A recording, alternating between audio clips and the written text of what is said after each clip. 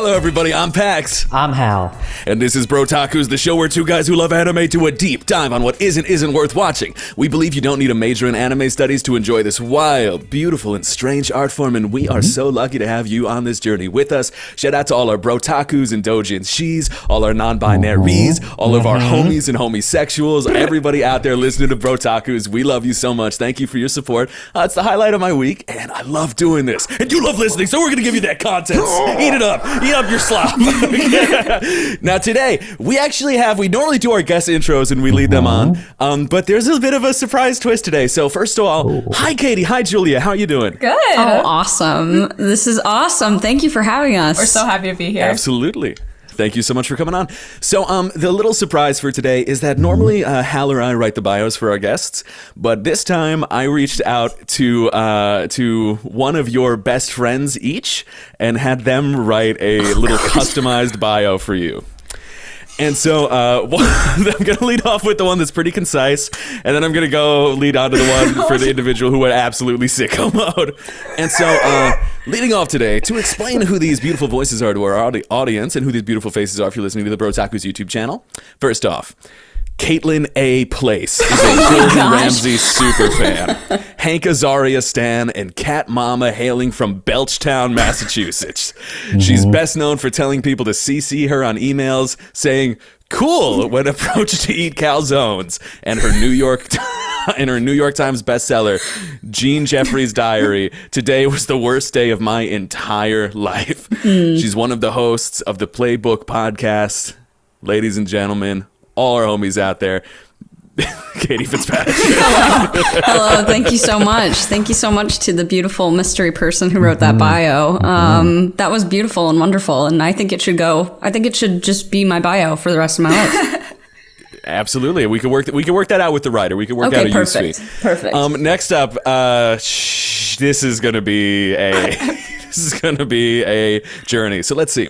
Next up, Julia Marie Black is an American playwright, lyricist, and stage director. She collaborated with composer Alan Menken on several works and is most widely known for his work on feature films for Walt Disney Animations, for which Ashman wrote the lyrics and Menken composed the music.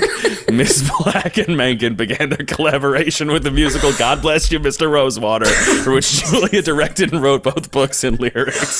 Their next musical, Little Shop of Horrors, for which Julia again directed and wrote both book and lyrics, became a long-running success, which led to a 1986 feature film.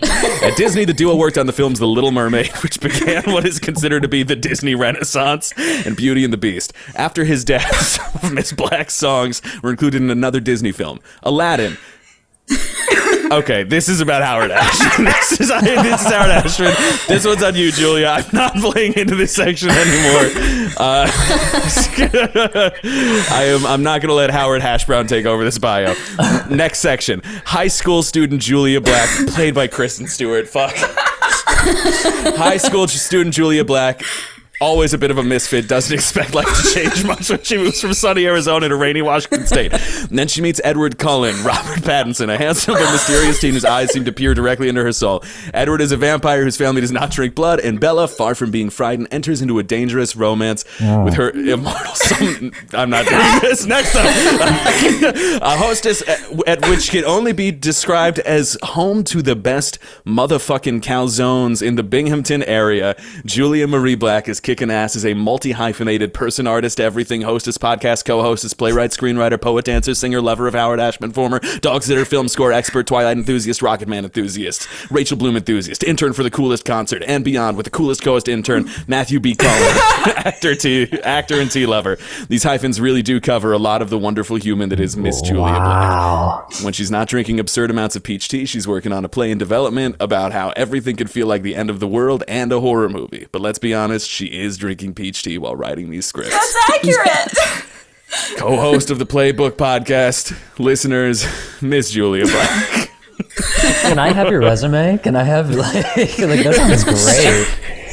Incredible. Oh my gosh, incredible. I'm crying. I did not expect that at this time in the morning. Oh my gosh. As soon as you said calzones, I knew exactly who wrote it.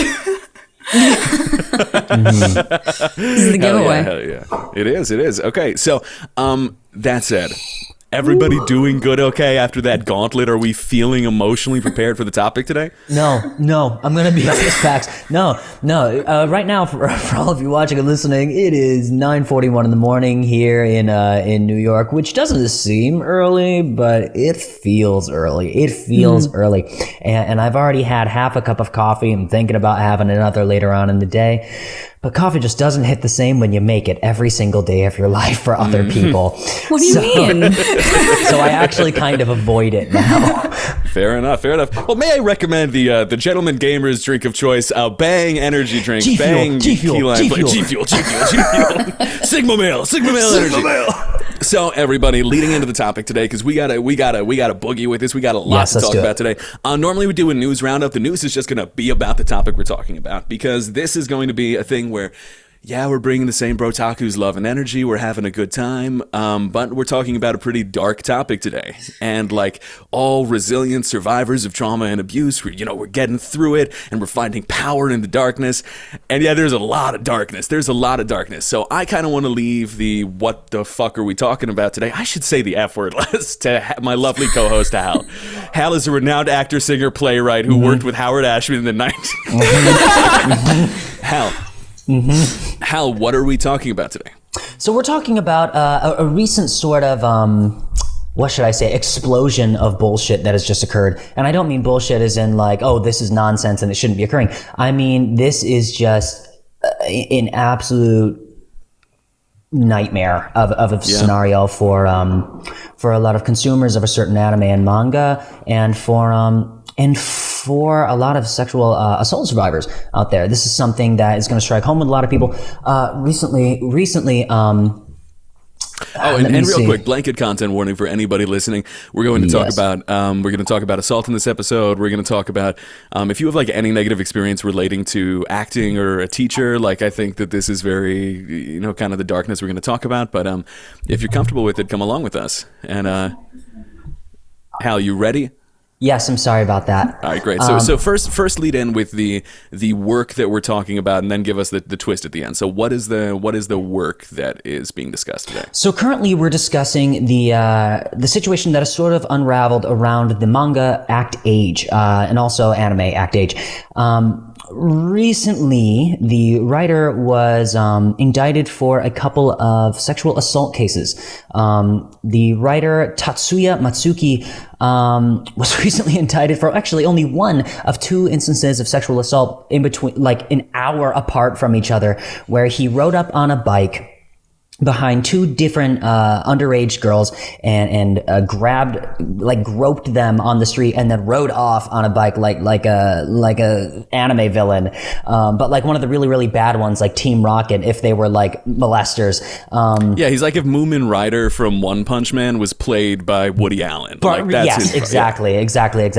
And this is sort of when this came about.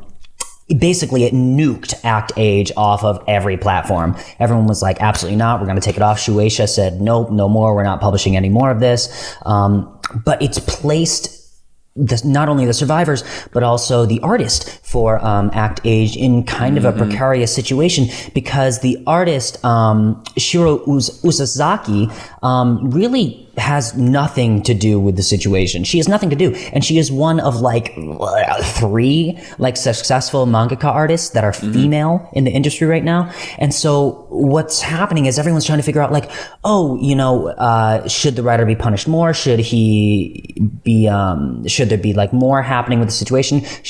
What is the artist going to be facing right now? How are the survivors going to deal with this from now on? Because there's this weird reaction that fans get when all of their content is just nuked off of the platform.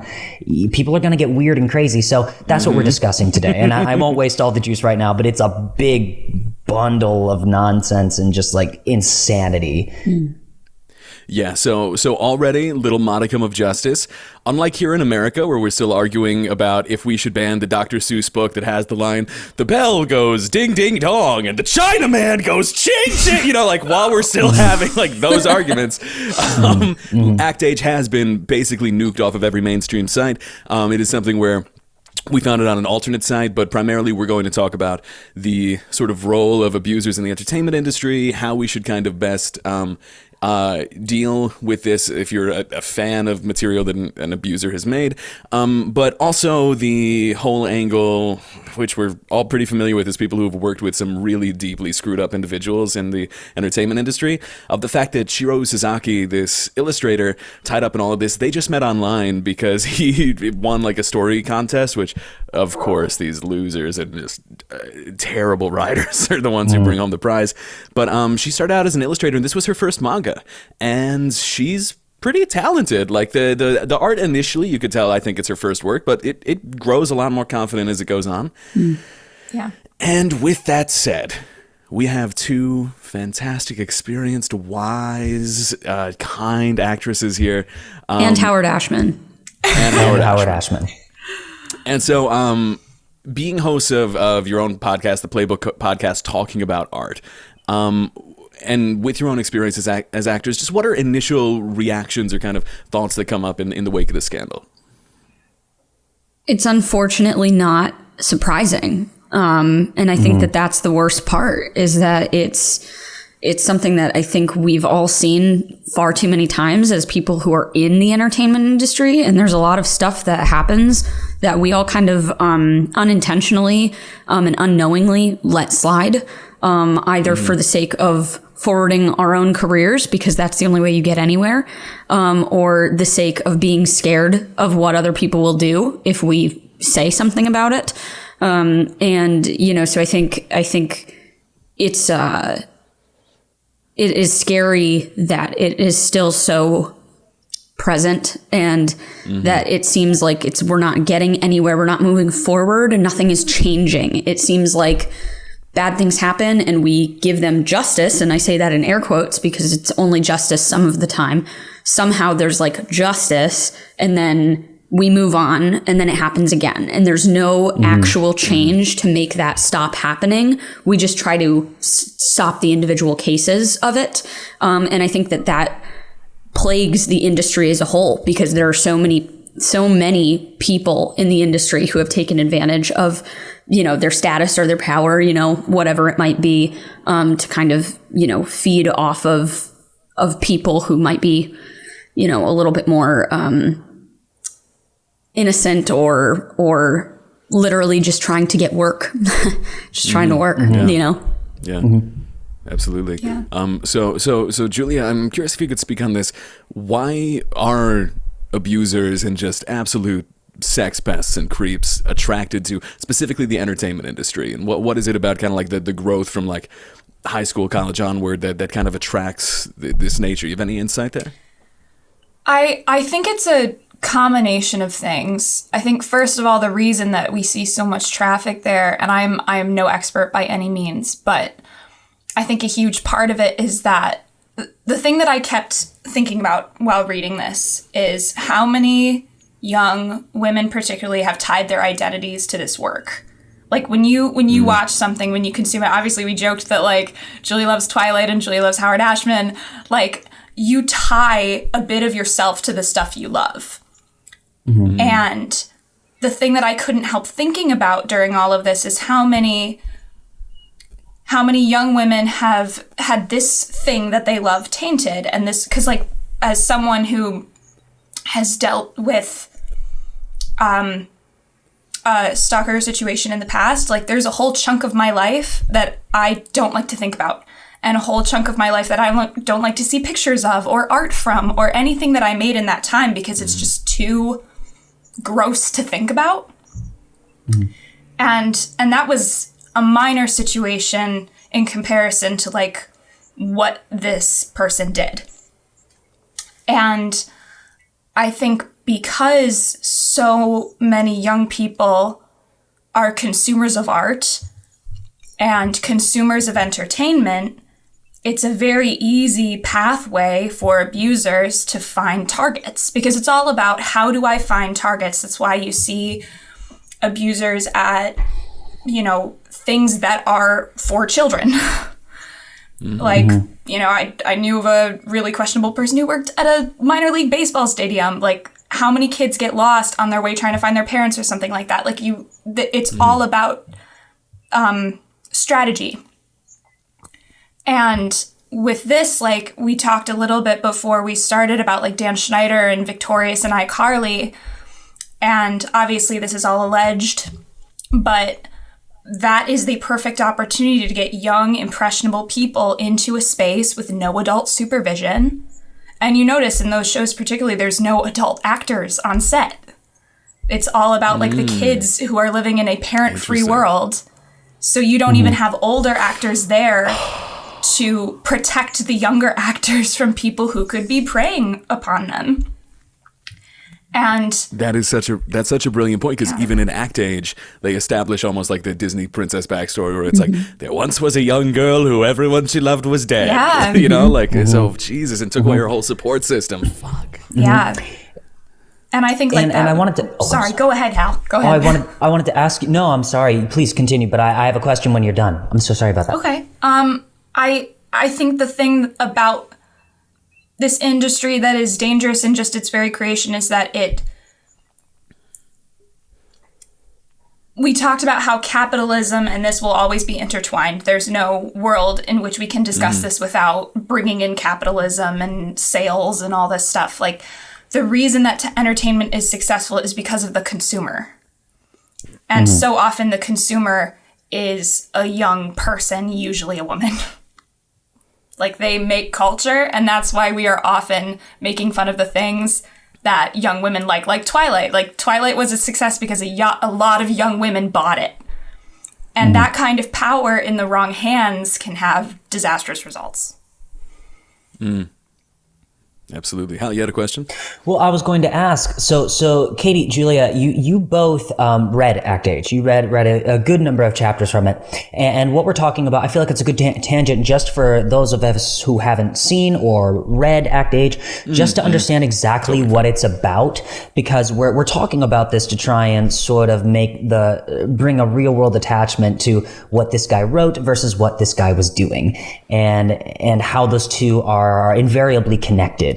As they are for multiple other artists, writers, all of that, like how these oftentimes content is created in order to act out a fantasy or possibly gain leverage over someone else. And so if you guys could just, like, I guess, Katie, if you could start and just tell us just a little bit about, like, what Act Age is really about at its core. You know, who's the character, what it's about. Yeah. So basically, the swiftest way to really put it is it's about a young actress who is kind of trying to, get money to support her family. She doesn't have, her parents are dead. She has nobody. She's trying to take care of her family, and she kind of learns about this thing called method acting. And basically, she is trying to get jobs and become an actor. And this director sort of takes her under his wing and is like, "Well, let's make you an actor." And in his van. Okay. And so really, kind of at its core is like, which we kind of talked a little bit about at the pre-show, is kind of this director who is really kind of taking this girl and turning her into whoever he wants her to be in whatever way he wants. Check that box. Good. Check that. Okay. Which is an interesting parallel, which we kind of spoke about, thinking that this director character is most likely, kind of a representation of the author, since the author, before writing this, was a director, and spoke on that. Failed director. A failed director, but a director nonetheless. So, yeah. And really quick, I just got to get this out there. I think that not the average reader, they may not pick up on all the little warning signs that we as people like in the industry get, because I don't think his representation of like an abusive director was conscious at all. At all. I think it's like when OJ wrote that book, If I Did It. Yeah, I think that's what Act Age is for like for sex pests. Yeah. And so I think that as we get into the conversation more, we'll kind of bring up a couple of those little warning signs that the average person might be like, "Oh, goofy guy," but it's movie director. Yeah, so sorry, go on, man. Actually, Julia, I wanted to ask you, so what is method acting and how might that deepen the story a little bit? How might that one specific detail alter the entire course of the story? Like tell us about that. What is that? What's method acting and what do they think it is? Right. So Kait and I have very strong opinions on method acting. And Yes, what go. I method want to hear acting- them. Go, riff. What method acting actually textbook is a, what's the word? Kind of a denomination of Stanislavski's like acting how-to method. But I believe the term was coined by Lee Strasberg. Correct me if I'm wrong. And it basically means that you're Strasberg. you're using memory recall to play a role. So, for example, if I am playing a 16-year-old who's in love, I'd be recalling, oh, remember when I was 16 and in love? That's how I would play that role. And Or like how when Leonardo DiCaprio in The Revenant, broke into the Bronx Zoo and was attacked by a grizzly bear in order to reenact that scene for himself. Would that be method acting? not technically, but Hollywood has co-opted this term and actually changed the connotation of what it means. And that's why we have stories. It now means being as big an asshole as possible. You guys. It now means putting yourself in danger in any situation so that you can win an Every Oscar. chance you get. It's like Every Jared chance you Leto get. sending used condoms to people on this podcast. It's just an excuse to be a major asshole on set. Word. So that where, like, in the public consciousness, method acting means something very similar to what this manga is doing at a very weird, almost supernatural level. And what it actually means is just like using stuff you've experienced to act. And Katie and I are both big like Meisner camp people because it's not doing that at all. It's using imaginary circumstances because that's so much healthier and so much easier. So Katie, why is that healthier? What are some of the downsides of emotional recall as a technique? Which I'll say even Stanislavski moved away from in later Yes. times. Yeah. I mean, the biggest issue with emotional recall really is that it just brings up past trauma. And that's just kind of like the easiest way to put it is that you can use that for absolutely anything. You can look back on, like a time that if you are a victim of sexual assault, right? You would look back on the time that you were sexually assaulted, try to remember every single thing that you felt, that you went through, that you dealt with, and then take that and use it again and again and again and again and again and again. And so it just gets to be emotionally exhausted and it changes you from top to tail and it changes your mental health and your mental, whatever. It's terrible. And the difference between, like a Meisner technique versus that is that, in those situations, you're sort of making up, past events or you're making up a situation based on real people in your life or based on real environments in your life, but the situations themselves are fake. So for example, if you're trying to go through the death of like, your best friend in a play or something, you would not go back. Hal. Right. You would not go back to like the friend that died in your real life, but instead you'd take like a random person that you know and love and sort of put these fake circumstances on top of it to make them think, to make yourself think that it's them in that situation, to kind of bring it back to you, to make it real for you without actually bringing up trauma so that when it's done, you can just wipe your hands clean of it, put it away in a box, and you never have to talk about it again. It's done, it's dusted, it's over. And so emotional recall is probably the most detrimental to anybody's mental illness it could possibly be, because it's not therapeutic. You're not talking it through. You're not trying to get over anything. You're literally just trying to remember it and relive it over and over and over again.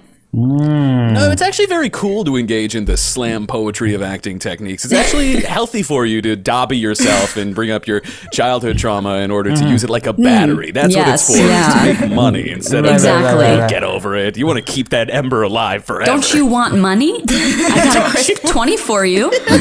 Yeah. Oh my God. So everyone, let's put on our detective hats for a second and bring up our little magnifying glasses as we look at act age and we think like, okay, now that we've discussed what method acting really is, emotional recall, how that affects the human mind, how that affects an actor who is young and impressionable and trying to make their way in a world that, by reliving their trauma, they get money.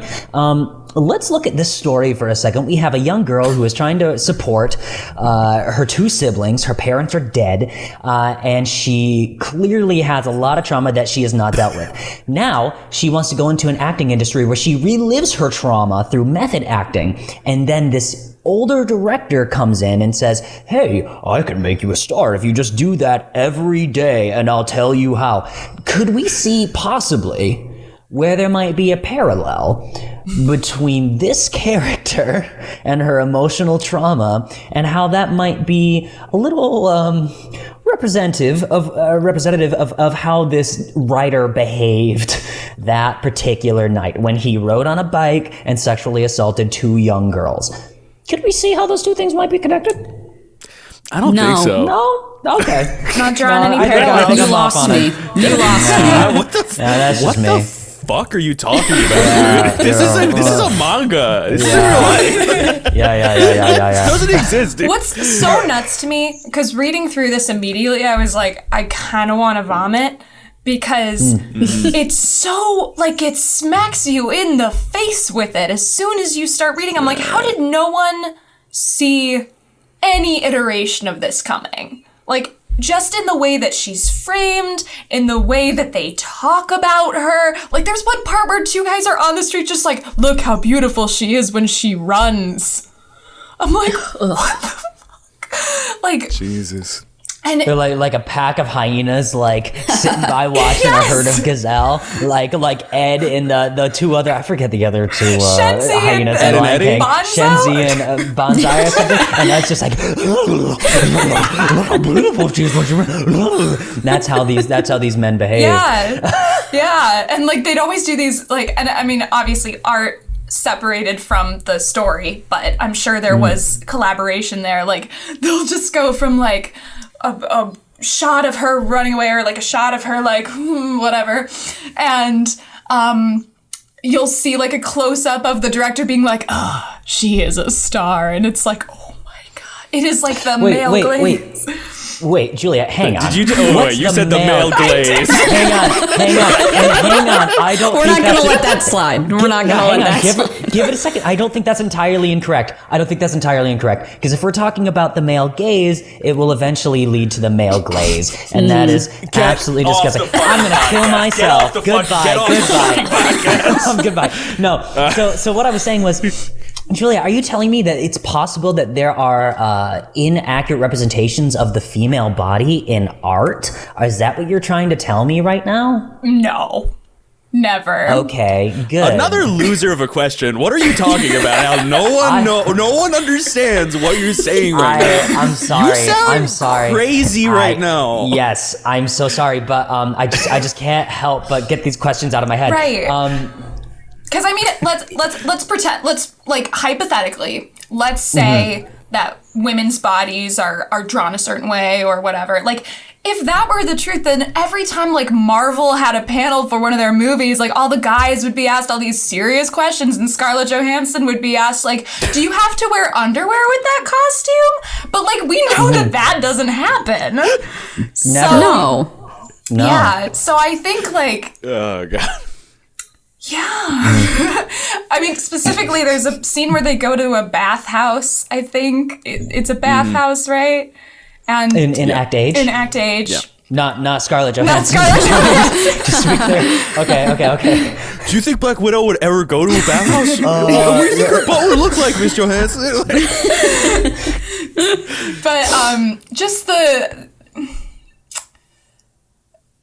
because at first, I'll say right off the bat, I'm really bad at reading mangas. I didn't realize that until I was reading this, because because all the text is scattered and not like in a Did we not clarify that you read these right to left? Oh yeah, it took me a couple. It took me a while. It took me a minute. I'm really bad at watching anime too. I'm a really bad guest for this podcast just because like I have hearing loss and I really rely on reading lips a lot of the time, and I rely on captions and stuff like that. So when the mouths don't match up with the text, like it's really difficult for me to consume. Julia and Katie open up the manga and they're like, shit, this is the end. I just spoiled it. That character just gets younger and younger. Like, Weird. damn. It's like a Benjamin Button. Okay, so the bathhouse. Let's hone in. What are you talking about? What are you saying? What bathhouse? So What? there's a scene where they're at a bathhouse. She's there with the kiddos. Which that's another thing. We'll get into that. Put a pin in it. But the way that scene is drawn, first, I thought it was just her and the kids. But then it's like, he's over, like, in the bathhouse, like, Jaime Lannister just having his moment, like, in the water. Oh, no. And I was like, oh, no. Like, just a moment of realizing, oh, no, he's there, too. And it was, I think it was, like, at that point where it's like, oh, this guy's not even being subtle anymore. Like, the beginning, like, you can be like, oh, he just really cares about her as, like, a father figure. But by the time you get to that scene, it's like, no, she's a child. I don't want to be too much of a cultural relativist here. Like Japan and like Korea, they do have like a different culture of like what they call like skinship, where like it's just more okay to like touch each other and be around each other naked, like whether it's in bathhouses and things like that. But something that I'm not willing to be a cultural relativist about is the like age of consent laws in Japan, which are as young as 13. And so they, in different prefectures, like it's 18 in Tokyo, but like it's 18 with an asterisk because you can always engage in it if you establish like parental consent to like establish a real romantic relationship, which like, it's just like any situation in which you find yourself asking an adult, hey, can I bang your kid, is like not a good situation. There are just some situations where like if you have to ask the question, maybe you already know the answer, like when you start to ask yourself, do I need new underwear? Like I think you do. I think you've reached the point where you do, or else you wouldn't be asking yourself that question. So like if you have to ask yourself whether or not, like if you have to go up and ask permission for somebody whether or not you can engage in sexual, acts with another person, I feel like you probably already have your answer before you ask the question, or you wouldn't have asked it in the first place. Mm-hmm. Absolutely. And the age thing's a big thing in Act Age because it's the main character, Kay, is 16, I believe, at the start of it. And then another one of the main actresses is like 17. And boy, are they sexualized. Like it's not sexualized in the way where they got like the big bazooms and the, big fat juicy ass, but it's just like the leering gaze. And I think it's the kind of creepy, like, director type dude who just, we know, like fetishizes it in a way where it's like they're so beautiful, they're innocent, gorgeous youth, their radiance, their absolute gorgeousness, and the way that the director imprints on her immediately is crazy. Can somebody talk about the initial audition scene in Act Age, like what's happening at this cattle call versus what the cattle calls to actually be? So anyone want to take that? Yeah, I mean, I remember I read it a couple days ago, so my memory might be a little lost, but I do remember that she auditioned. She was sad. She was very sad. Just like they kept commenting on how sad she looked. Their acting challenge was not give us a monologue, give us a bar cut of a song. It was okay, show sad. Literally, show sad. Literally, they lined them up and they were like, okay, now be sad. And she put on a sad face and they were like, don't you think it's like too sad? And they like didn't give her they didn't put her into the next round, and then one of the auditionees couldn't go on or something, and so they called her back in and had her in the final round of 4 out of, I think it was 30,000 people or something like that had auditioned, and there was like the final 4, and they were like, I made it to the final 4. No agents are involved. What is this project for? Right. Yeah, exactly. And she didn't have like any representation explanation, just like, just like a random girl who, decided to kind of try this, and she ended up, getting it after the director kind of was like, I want her. Like she has it. She just has it, because you always know there's like a couple of people in power in theater, and that's not necessarily directors. Sometimes it's producers or, literally designers, anybody who's in the creative process who can look at somebody and go, she just has it, or they just get it, and it makes no sense, and it's just an excuse really for you to cast somebody or pick somebody on no basis other than like a gut feeling, which in most cases is probably horniness. Yeah. Honestly, exactly. That's the it factor is that feeling that it gives the person of power, and so they're like, I don't need an explanation. Can't you feel it? It just is. Yeah. It's like, director, why is the table lifting up under you? What's happening? Like it's her acting. She's a witch. Like, and the thing is, like, the scariest part about all of that is that those people can make careers, and like people are tied to them financially, because it's like you can easily convince someone that like you're nothing without me. And we see that all the time with narcissists and abusive relationships, but like specifically I'm thinking in the case of like Harvey Weinstein, which is probably like the biggest, Me Too scandal to like really, get the public consciousness, but like just in the way that like Gwyneth Paltrow's career grew because of him. And I mean, as much as like she has some interesting lifestyle choices, like I look at her and I don't want to make fun of her, because I can't even imagine what it took, what she lived through to have the career that she has. And I don't really want to think about it. Like, it's one of those things that I wish I was, I don't want to say wish I was more comfortable in exploring, but like, I wish it was easier to talk about, because I think the reason that this stuff hides in the cupboard or is closed, away from the public consciousness is because it is uncomfortable to talk about. And for most of the people who would be able to give light to the situation, like, it's literally bringing up trauma. And that's the reason we don't talk about it, because we don't, like, it doesn't feel safe. And then the people who do talk about it, like, in the Kavanaugh case, like, she went into that saying, they're not gonna believe me, but I have to do this because it is my moral duty to do it. Yeah. And the fact that someone can go into a situation like that and know that they're going to be trashed for it, and it's gonna make their lives even worse. And I'm a big fan of Monica Lewinsky's Twitter. Very big fan. Yep. It's very funny. It's very funny. It's great. But not everyone can be a Monica Lewinsky and like really look at a situation like that, where she was, it may have been consensual, but it was still a person in a position of power that engaged in that with her.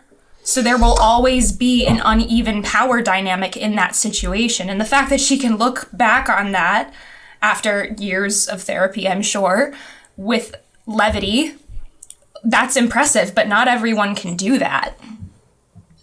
Yeah, if I can liken it to something that I keep thinking as we're talking about it, the way that this, that it factor, that like, oh, I just yearn for this.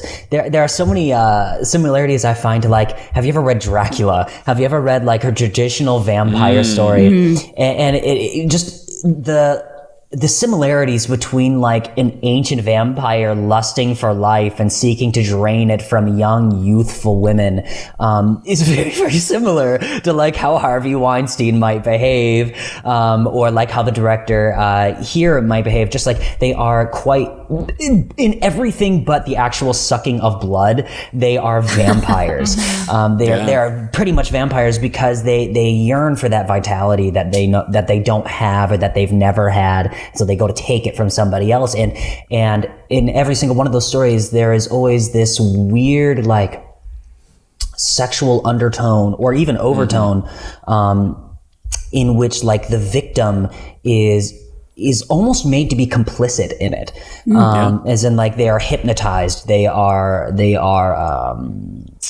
stunned by this interaction between themselves and this vampire. And it's very similar to how like a very, very influential man might overtake, a victim, because there's this crazy dialogue that I find take place in like every time I discuss like I once spoke to someone, I'm not going to name them, about like, oh yeah, he was complaining like, oh well, about Harvey Weinstein, like, well, why did all these women come forward at once? Isn't that a little suspect? Isn't that a little weird? How suddenly they all just come forward at once? Oh, they come crawling out of the woodwork, and I'm like, no, that is not weird. That is not suspect, because there is a power dynamic there. There is something that is forcing them down, whether you like it or not. No, they are not physically putting a gun to their head every other night and saying like, hey, did you tell anyone today? No, that's not how it works. What it is a threatening of your livelihood. It is a threat to your very lifestyle.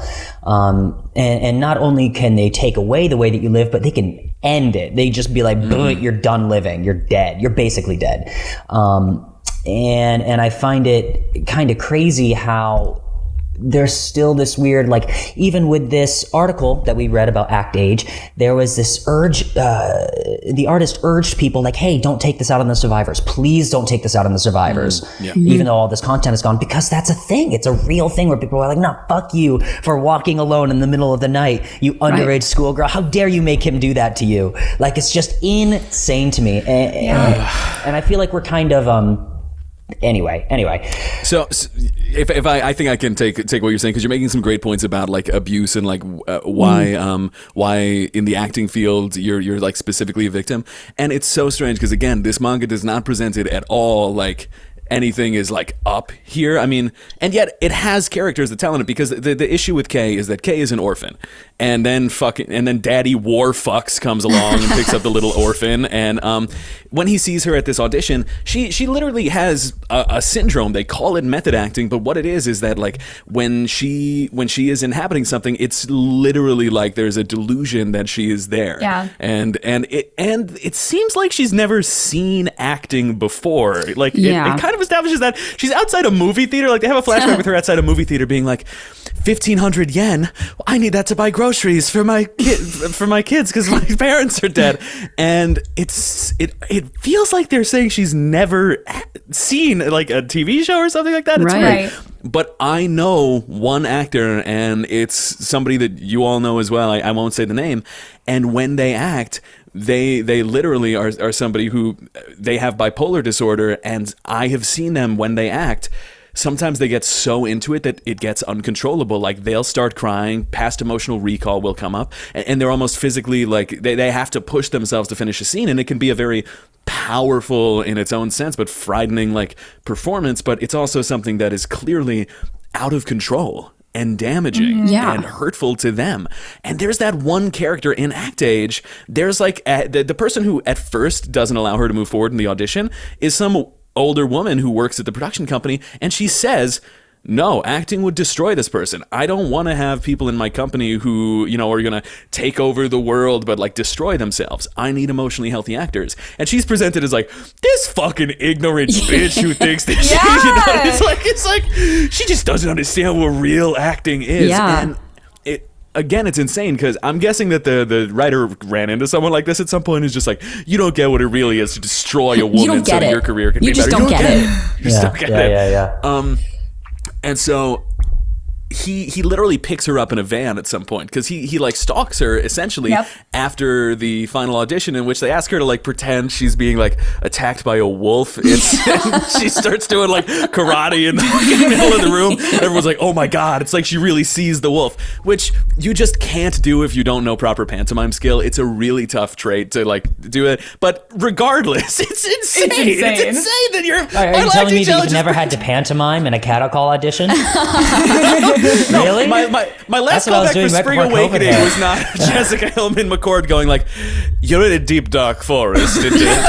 Actual cannibal Shia LaBeouf approaches you. Take out your nunchucks. And then you just immediately started dissociating that it was actually how. Because that's the thing. Like, when I first watched that scene where they're on the desert island and they're having the desert island thing, and she wakes up and she's like, are there any other people on the island? I was like, she's having a dissociative episode. Someone help her. And like, just well, there's like, yeah. oh, There's also so many like things that we let slide as people in the industry because we know like and we've all experienced it, we've all talked about it, and the best example I can give is like you know, there was a thing that happened at our school a couple of years ago where we were talking about in the dance industry how there are a lot of dance professionals who are currently under investigation for sexual assault against members of their company, et cetera, et cetera. Yeah. And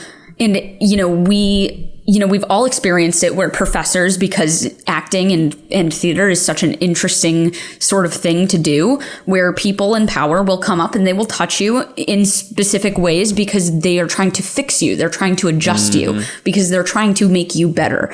And those are the sort of situations that in the time, you know, kind of going off of your point, Hal, of how, you know, why are all these people coming and speaking up all at once? Sometimes it takes that one person to create the domino effect, to create that wave, to allow other people to kind of speak up because they didn't realize that what they were going through was what it was, because they were under the false mindset that this is only happening to get me better, and this is only happening to improve upon me in some way. You know, where, you know, somebody might even just disruptive language and terrible, you know, kind of rhetoric involved. You know, sometimes people will say things and you're like, well, you know, like maybe that was a little harsh or maybe that was a little inappropriate, but they're saying it because they want me to get better. They're saying it because they want to help me. And sometimes it just takes that one person to be like, no, that was inappropriate and it was uncomfortable and is a bad experience for me, for everybody else to look back and say, that thing that happened to me, maybe that was like a similar thing and I was just using like education and, you know, the field to kind of create a little bubble around it to kind of shield me from understanding what I actually went through. Well, oh, sorry, you cut out for a second there. What'd you just say? Oh, no, I just said that sometimes that's just what we make as an excuse, you know, for ourselves. Right. It's this weird sort of smokescreen that I find. And that's what I wanted to say earlier about the male gaze and this particular director looking like, no, she just has it. It's this weird thing where like predators will throw up a smokescreen of like, oh no, I am purely artistic. Me, I am sexless. I do not experience arousal. I simply observe the human body for the beautiful work of art that it is. I have no personal feelings attached to it. And that makes it so much easier for you to deny having any sort of like, no. You don't understand. This is art.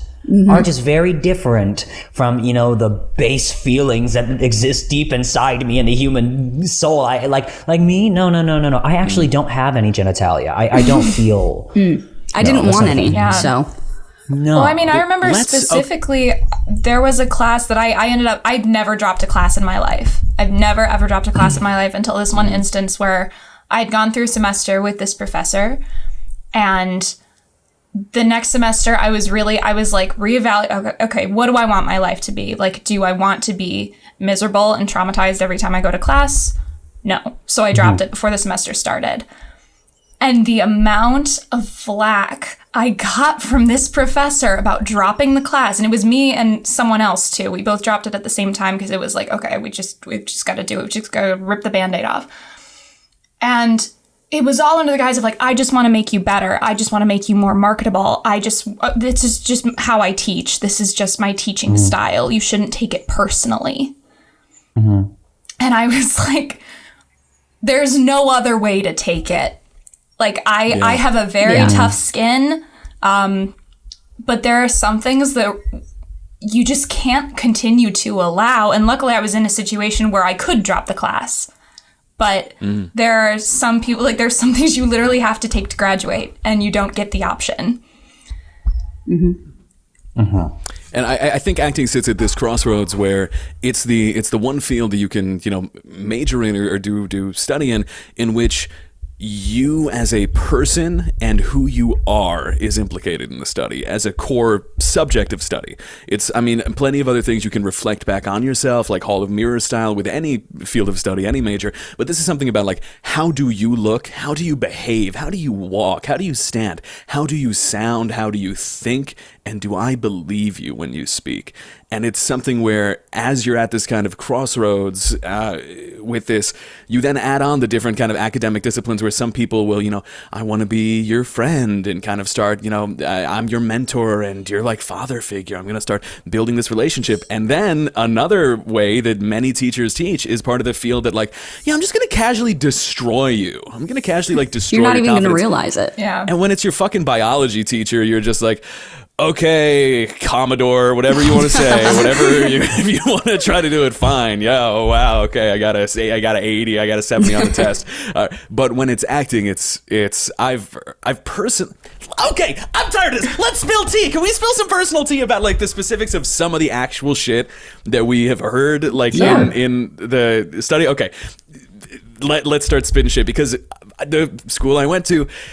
Half the fucking teachers were sex predators. Like, one of them was placed on administrative leave forcibly for like an inappropriate sexual relationship with a student, and the student was allowed to take remote study classes like 8 years ago because this teacher was being such a sex freak, a married teacher.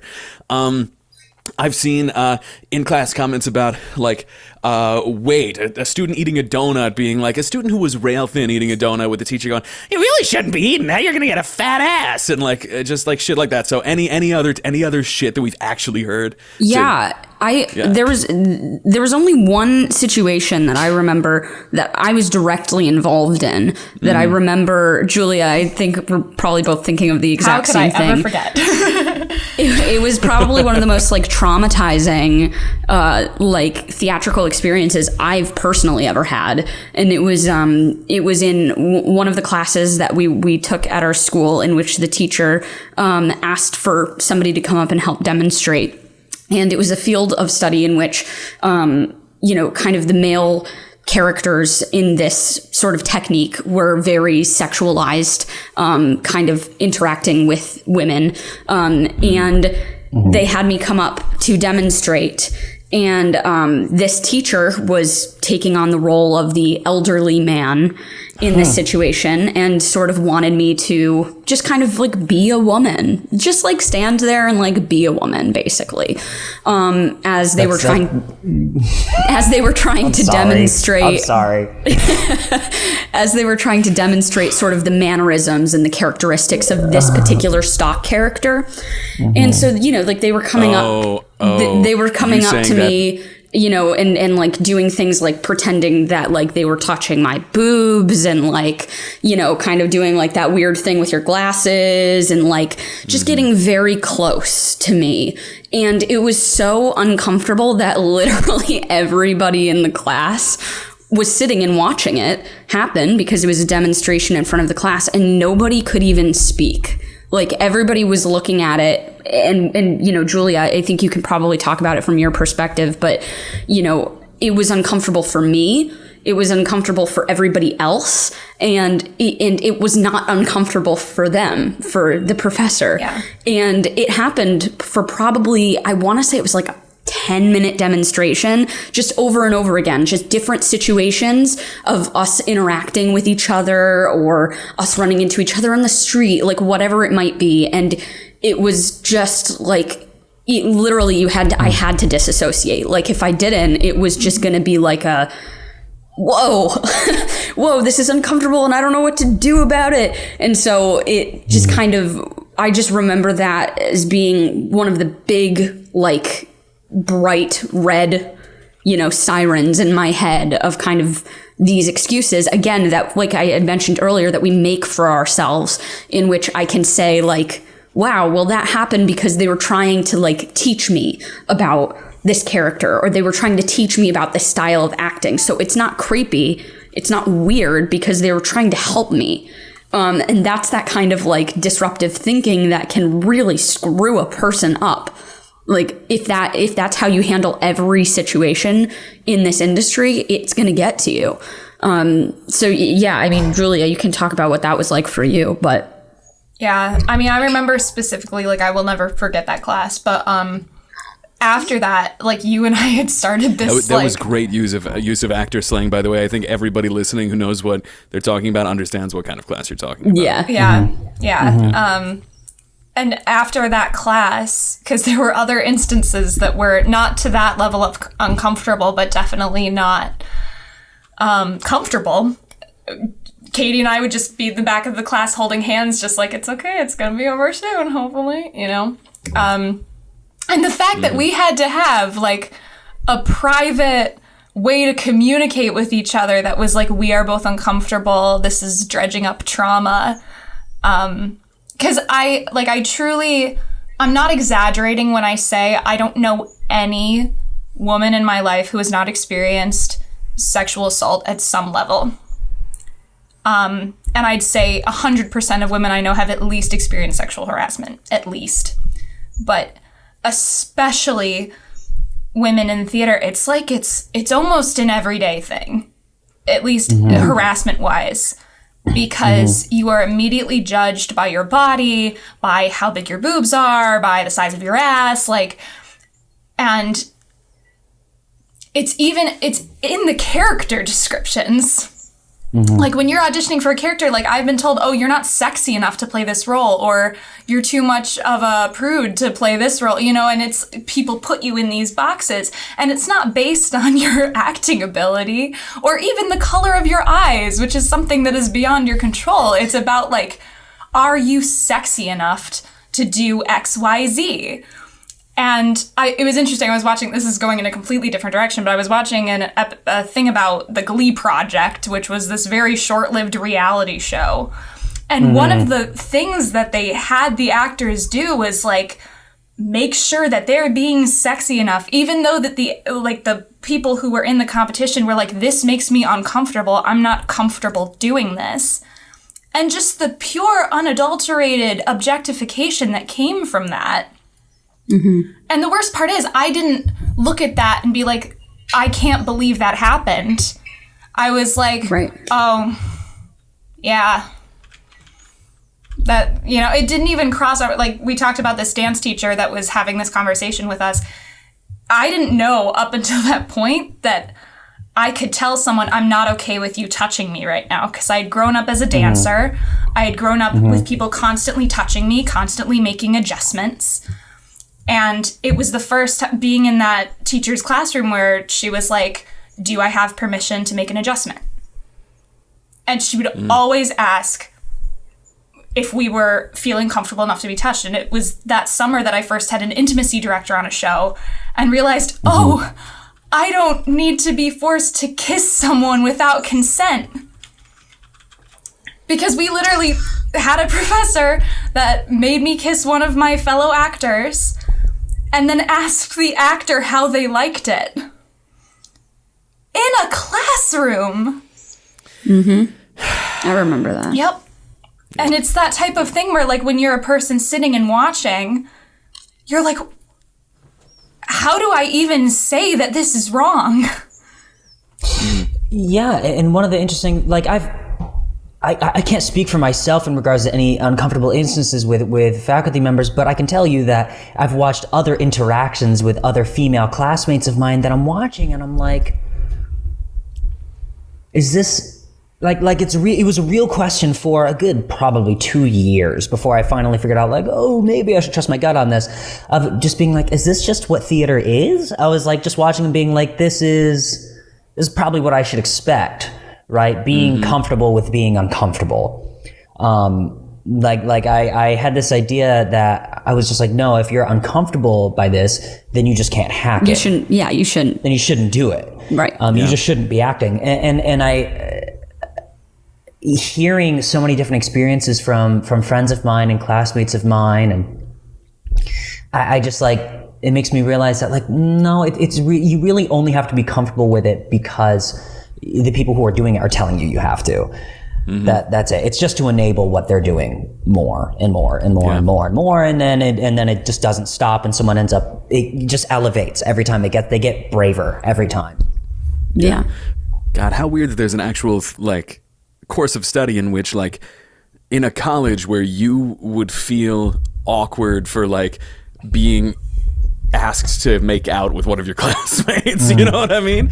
Like it's just it was an improvised scene too, which is what kills me. Is like do an improvised scene in front of your entire class where, and I mean, it was never said outright that a kiss was supposed to happen, but it was heavily implied because it was implied that we were supposed to do the next scene in the show, which was only a kiss. It was basically like character comes in, kisses character B, and leaves. And yeah, thrilling. Oh God. And the thing is too, it's like acting can be this immensely healing art form too. It can be one in which you do experience like legitimate physical intimacy. Romance can bloom on the set, but it's just like it's something where there needs to be a new dialogue surrounding ethics in acting and the ethical like just way to behave on set.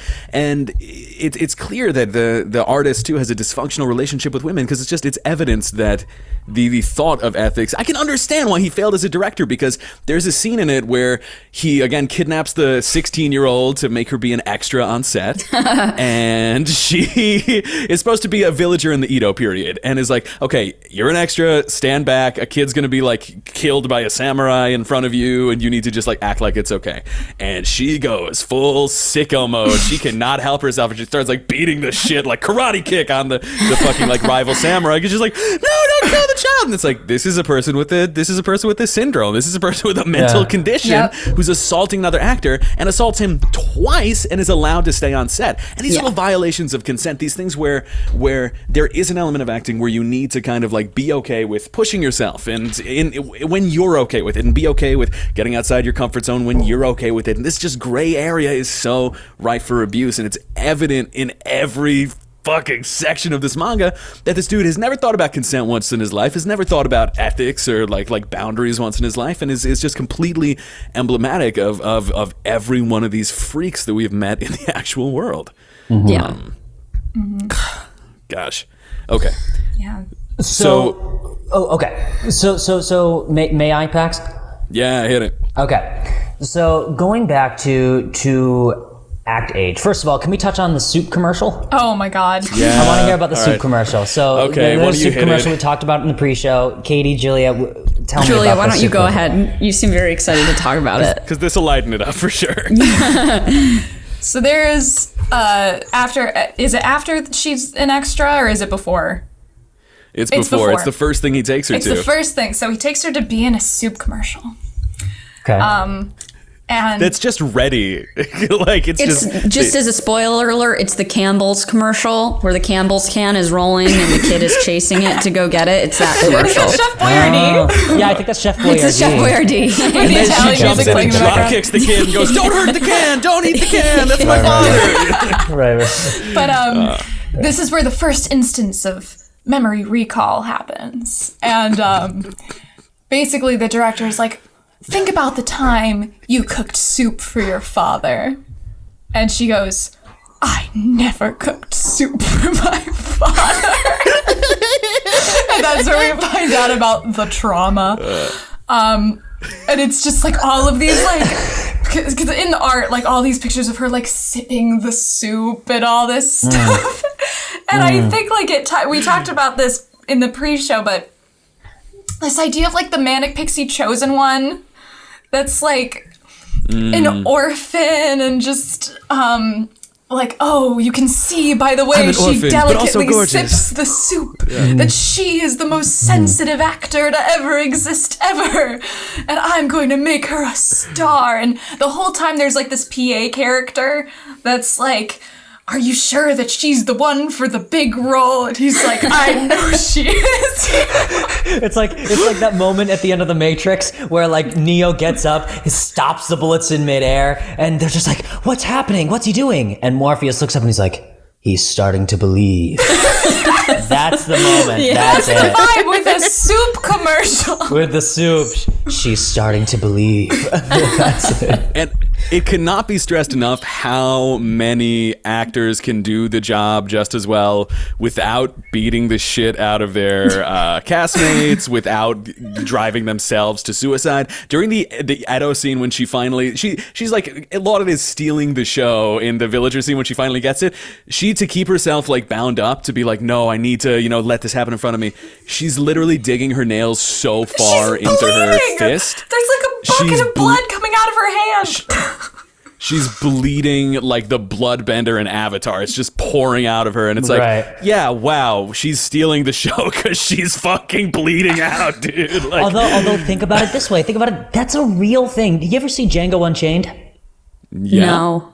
It's a Quentin Tarantino film starring Jamie Foxx, and Leonardo DiCaprio is the villain, right? When you think method acting now in America, you think like Leo DiCaprio because he wants an Oscar. And he's incredible, he is. But there's a scene in Django Unchained where he's freaking the fuck out. He's finally like mask off, full villain mode. He's gonna bash this woman's brains in. And he takes a glass and he slams it on the table. Oh, yeah. It breaks.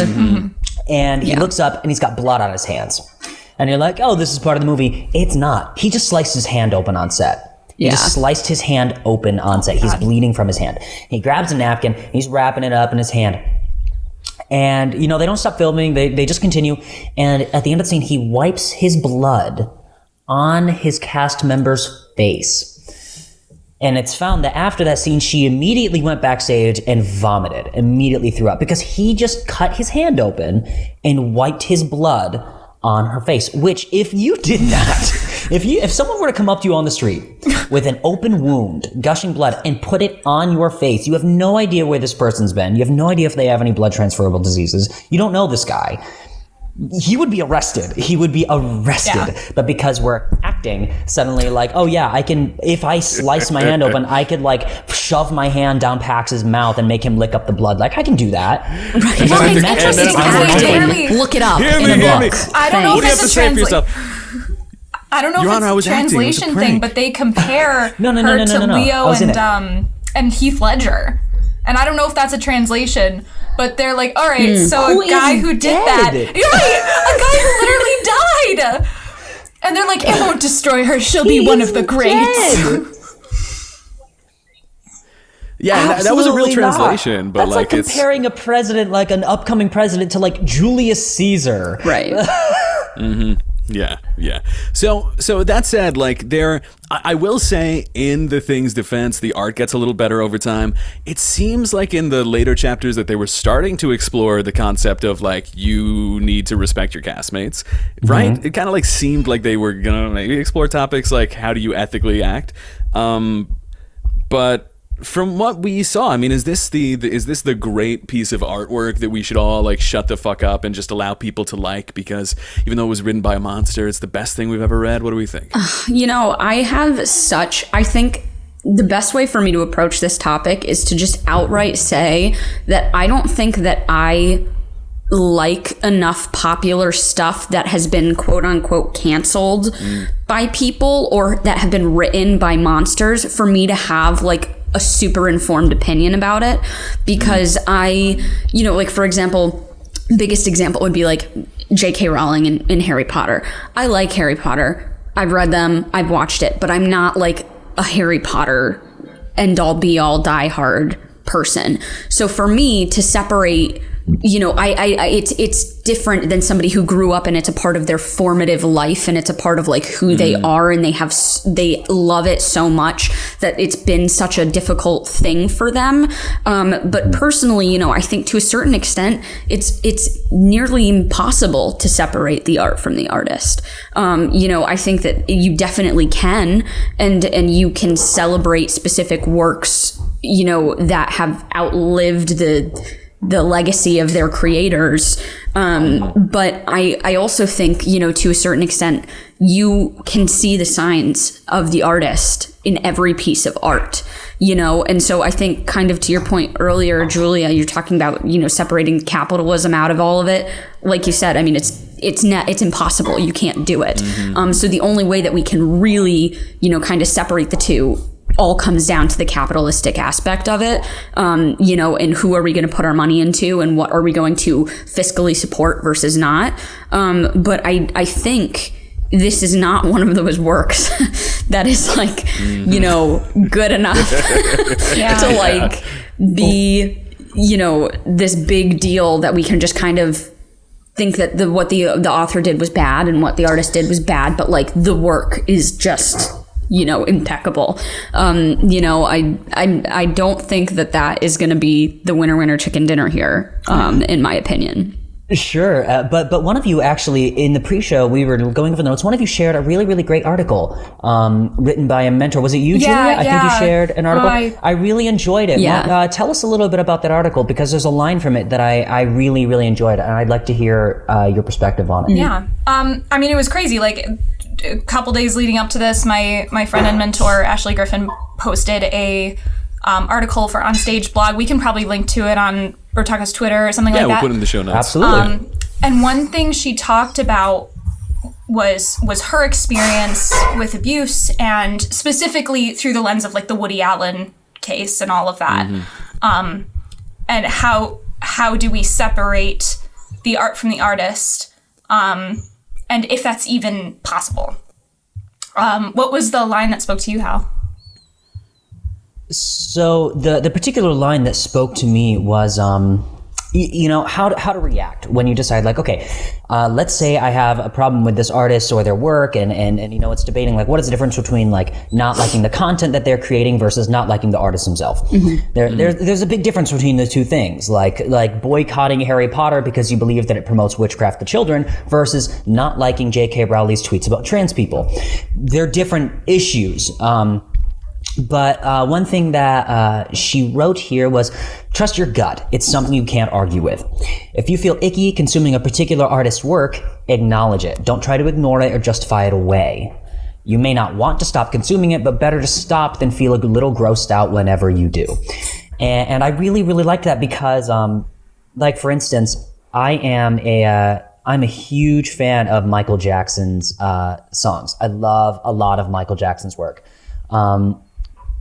That said, can't speak for his character. Cannot say anything that I particularly like about him or the allegations against him. Makes me feel icky. And so I've had to take a little break from listening to that music because I'm just I can't justify that right now. Feeling gross every time I turn on PYT. Just being these are children in the chorus for sure. Yeah. I'm oh, yeah. And so I really, really liked that line because it's okay to feel gross about it because you should probably trust your gut on it. If it feels wrong, it probably is. Similar to the question of, should I change my underwear? Yes. Yeah. Maybe. Yes. Maybe you should. If I'm asking, then yes. Yeah. It's one of those things too. Sorry, go ahead, Pax. I was really grateful that you shared that article because one of my other majors was gender studies, and there's a lot of trauma pedagogy related to that and the kind of dialectics of just how to heal.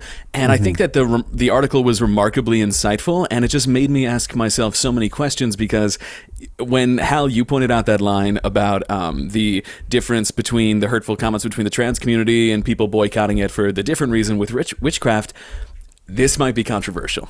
I'm not actually sure that those are that different because I'm not sure that I can really say in my heart, no, we need to, we get to say with 100% certainty, these are the beliefs that are okay to boycott something over. These are the beliefs that they're not okay to boycott something over, because I think it misses the real enemy, which Katie and Julia have hit on, which is the kind of capitalist system. There's the concept of no ethical consumerism under capitalism. Whereas a queer person, I feel very conflicted when someone mentions yeah, fuck Chick-fil-A, I hate Chick-fil-A. I don't love Chick-fil-A sandwiches. I don't stand for them. But at the same time, McDonald's has literally hired Colombian death squads to protect sugarcane rights for the Coca-Cola companies. You know what I mean? And when I look at which companies are doing which evil thing, poisoning what water where, demolishing what country in Africa, I kind of have a hard time justifying to myself saying no, let's go eat Wendy's chicken sandwiches instead because they have some of the worst labor practices in the fast food industry. Right. And Chick-fil-A at least gives people slightly more pay, slightly more time off.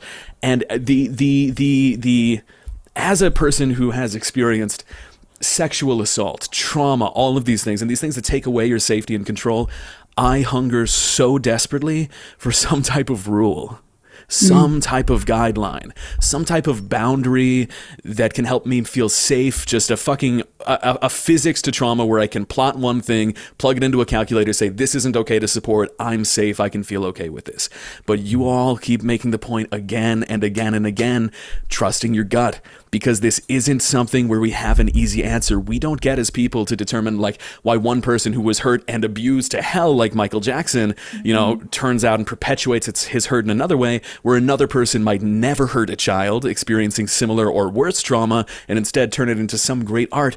There's this like kind of almost grand spiritual mystery. I mean, it might sound woo-woo to say it, but it's tough. We can't get these guidelines and safety. We just need to go step by step. And so I don't want to rehash the trust your gut point, but like at the end of the day, I'm not sure if we have any other better action for that other than to just make the choice for yourself. I feel like it really ultimately, like, trusting your gut, really just to put an equal sign, it's just kindness. Like I feel like I feel like the biggest issue here is not whether or not people think the actions of the artist or the art itself is bad, like whether the things that they're doing are terrible and have negatively impacted people's lives, but it's how much each person is willing to sacrifice and how much each person is willing to put up with. And I think ultimately, like, in my opinion, that all comes down to kindness, is how kind of a human being are you?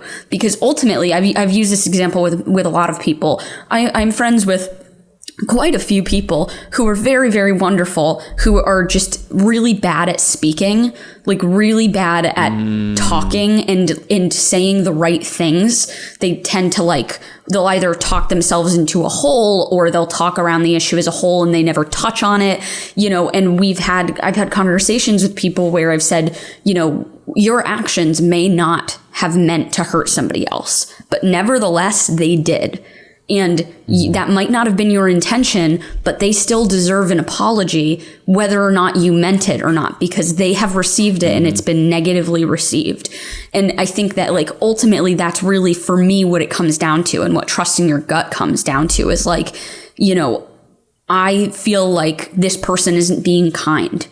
They're not being kind. And that's all it is. Why can't we just be better, be nicer, be more understanding, be more forgiving? But instead, all these other things pile on top of it, like greed and money and power and, all of these things that just are so unnecessary and just get in the way of the basic core belief of just being kind to one another.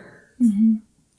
Absolutely. I think it's interesting too, and the thing that I loved about the article was that call to action at the end of make more art, because even the things I love Disney, it's no secret, but so many characters in that are queer coded in negative ways. There's anti-Semitism baked into the way that these characters are designed, and obviously there are elements, especially of old Disney, that have not aged well in terms of racial undertones. And when I think there's a point where we can say, okay, we're going to retire this. We love it, but we're going to retire it, and we're going to write something new, and we're going to include a perspective that hasn't been heard yet.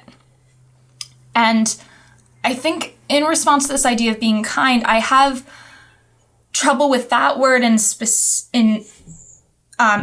when it comes to this particular topic, because groomers can be very, very kind. And they can be very charismatic and charming and can charm everybody in the room. And that's why I love the idea of trusting your gut, because even as a child, when I was in this situation, my gut was stay as far away from this person as you can. They may be nice. Because the thing, and I want to encourage, if there are any adults listening to this, if your child clearly wants to be away from a person, don't tell them to be polite. Because whenever I thank God for my older brother every single day of my life, because when I was in those situations, I would just go stand right next to him because I knew as long as he was standing next to me, I was okay. And I never let myself get alone with this person because deep down, 8-year-old Julia knew that she was in danger. And luckily, I was in a situation where I had a big brother that I could stand next to. Not every kid has that, because there are adults in the room saying, no, that person's your friend. You can say hi to that person. You can spend time with that person. They can babysit you, right? And so often, I think we need to give kids tools to say, I am uncomfortable. Get me out of this situation. And whether that's a code word or whatever, just something to give that child a way to communicate with you. I know you think this person has no reason to harm me, but I know deep down that they want to. Mm. You know, a sweet, sweet, sweet plug for one of my favorite podcasts is a show called Crime Junkie, which I've already talked about on our podcast. Yeah. Oh, you're There's a true crime girl. Okay. there's a motto that they have, in certain situations, because they are constantly talking about, sexual assault and near murder, kidnappings, like all of these horrible things. And they always talk about how their 3 things are to be weird, be rude, and stay alive. And they always say that they touch on this concept of politeness, of being polite to somebody when somebody is making you uncomfortable. And they're like, why? Why are we being polite?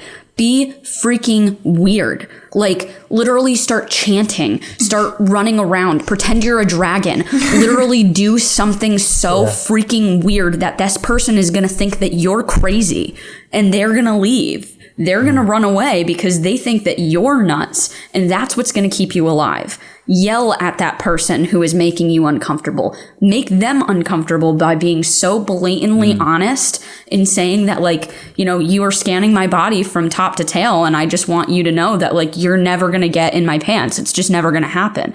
You are, you're creepy. I don't like the way that you talk to me. I think that there's going to be a lot of negative things that come up in your life. Be rude to people, because that is ultimately how you're going to stay alive. Murder them. I love it. I love it. Wreck them. Yeah. I love that. That's such a great point. I've never really thought of that being, because there is that weird sort of idea where you have to be polite no matter what. And you're like, no, you're in danger. Fuck that. Fuck that, dude. You're in danger. There's no need for you to have to be polite to someone who might be an aggressor. Yeah. Absolutely not. Yeah. Yeah. Thank you both for sharing your insight today, because yes, kindness when appropriate, fuck civility politics, being rude, listening to survivors, protecting children. These are like the important takeaway messages from this, because the takeaway is not read fucking Act Age, dude. It's like the idea that it's like we are not recommending this thing, and the idea of losing this forever to time. I was gonna say it's like if we were like, oh my god, are we really gonna cancel Captain Underpants or something and lose it forever? But Captain Underpants is legitimately 1,000 times better than this piece of shit. Yeah. So I want to put that out there. I'm also not going to shame you if you like Act Age, if you're one of our listeners. But Julia, thank you for bringing the conversation about minors into this, because we do have adults with children who listen to the podcast. We also have some minors who listen to the podcast. And just whoever you are, wherever you are, my one addendum is listen to the people who are being threatened and let them dictate their own course. Obviously, if it's a kid, protect your child. But if they have experienced something, just this weekend, it's crazy that this is coming up. A new bit of a new fact about my own childhood emerged and was kind of uncovered this weekend in a very unexpected and fucked up way. And I had a lot of conversations with my sister about just kind of how do we process this new trauma. But the important core thing there is allowing the person who is the primary victim to dictate their own path to recovery and path to confronting this and putting it out there. And so, that said, everything that's been said today, I think this is one of my favorite conversations ever on Brotakus. I really do. This is an unbelievable wealth of wisdom from you, Katie, and you, Julia, and getting to talk about this topic is so important, and coming together surrounding this is so much more important than this fucking Roman Polanski ass bicycling sex weirdo.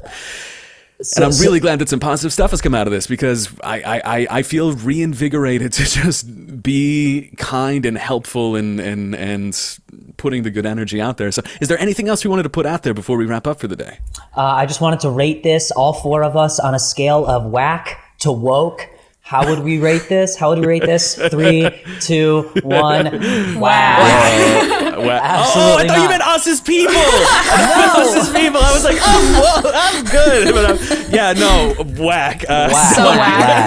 Whack. Absolutely. It is whack. That is our rating, our Brotakus rating for the day. Katie, Julia, thank you so much. We really, really loved having you on. We can't wait to have you on again in the future. Yeah, thank you. Thank you so much. This has been so cool. And real quick, tell us a little bit about your podcast. Where can our listeners find you? Yeah. Where can we plug you? So actually, you'll be able to hear Brotakus on our podcast coming up soon, because we're going to be discussing some D&D magic, awesome lesbians. It's going to be great. That's my description of the show. Just in general, it's not a play. It's not a play. It's just a bunch of topics we decided we wanted to touch on. But lesbians, how do we feel, guys? But whack to what? But Playdate is a little podcast where me and Katie have a little play date, and we discuss plays and how we might design them, and we invite guests, and we have a call to action section at the end where we say, okay, we've read this, we've absorbed, what are we going to do in our daily lives to make this world a better place? And it can be as simple as, I'm gonna do my laundry more frequently, or it can be as big as, like, I'm going to make my sure intuition's telling me to wash my underwear. The biggest message of today's podcast is, if you have any questions about underwear, you know where to find us, because all of us have the answers. So yeah, the Playbook podcast. We're very much the Jordan Peterson fan podcast now. Wash your room, clean your penis, wipe your ass. Really James, just are get you out calling there. Playdate Playbook as a joke, or? I fucked up. It's not called Playbook. Playdate. Say it 3 times so they know. It's Playdate. Playdate. Playdate. it is all one word. Yeah. All Way one better word. name. Autocorrect may tell you it's not, but it is. You can find Playdate on literally any platform, anywhere where you get your podcasts. And you can always shoot us an email at podcastplaydate@gmail.com. Follow us on Instagram, Facebook. TikTok page is coming. We're working on it. I'm not good at editing TikToks, but we're getting there. I have never even had TikTok since its existence, so I have to figure out how to use it. But we're going to figure it out, so you can look out for us there too. Word. And I think that's a good place to end the day. So everyone, thank you all so much for listening. If you liked what you heard and what you saw today, please give us a 5-star review on Apple Podcasts, or review us on your favorite podcasting app. It really does make a difference, and every review counts. I'm going to say it one more time. Every review counts. We really do want to hear from you. I'm not just saying that. I want to hear from you. I want to know your name. I want to know your likes. I want to know if you have a dog, especially if you have a dog. Yes. I want all of this information. And we'll even take pictures of dogs. You know what? Don't rate us. Just send us dog pictures. We're fine with that too. So it really does make a difference. Every review counts. And we'll make sure to give you a shout out on the air next time to show our appreciation. And with that said, I'm Hal. I'm Pax. And we're the Brotakus. Katie, Julia, thank you so much for joining us today. And for all of you, we'll see you next time. Bye, y'all. Thanks for joining us.